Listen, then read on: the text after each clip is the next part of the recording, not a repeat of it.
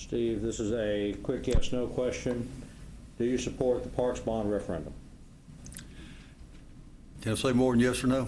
Yes. Okay. I think, as a citizen, I'm going to vote for it. I've lived here a long time. I voted for every library bond or whatever.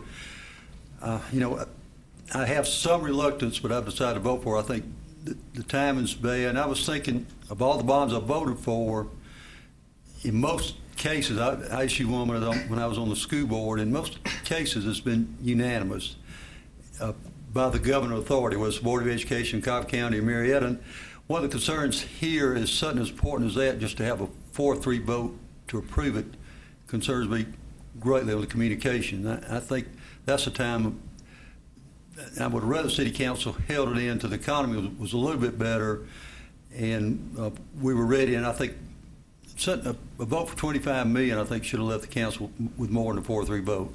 But I think with all that said, it did pass, and I just, you know, I would like to think whether I'm running elected mayor or not, I think as a community leader, you have to stand up for things that are positive, and I think we need it, and if we get the money, we'll spend it well. And hopefully by next November, the tax on people in October 2010 will not be as bad if it would have happened this year. Thank you. Bill Bolt. I'm voting no. It's not because I don't want what the Parks bond brings. I'm very much for those efforts. I wanted us to buy land. Now's the time to buy land because the land is cheap, and we need to be looking at how we're going to utilize the different lands, and hopefully we could use some of that land for parks, expanded areas for walking trails. There's just a lot more dimension that we can move in. And if we have trouble with it, we need to sell that land. We can get the money back out of the bond and pay off possible problems we may have for the city. I would like to see the community move into wanting to have parks, and us as a city helping the community work on building parks areas from that perspective. Thank you. Chris. All right, it's ultimately up to the voters at this point. It's on the ballot, but the ideas that I want to express are kind of twofold here. The first that I want you to consider is we just had an 8% increase in our property taxes because the state rolled back their credits that they gave us. And now you're adding on another 1.5% to 2% at a point in time where a lot of people's pockets are a little bit more shallow than they have been in better times.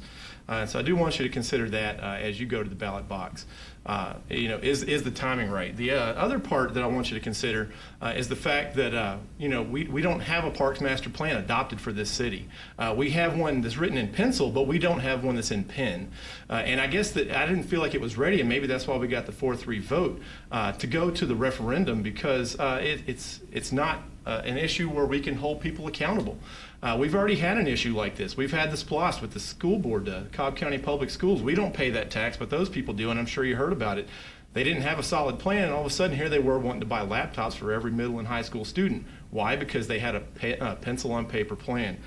So the idea is you get to page 96 of the version I had. Maybe it's changed since then, but it actually says there's no maintenance plan.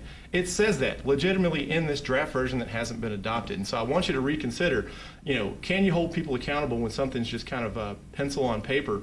And also consider, you know, if you wouldn't write a blank check to just anybody, why on earth would you write one to government?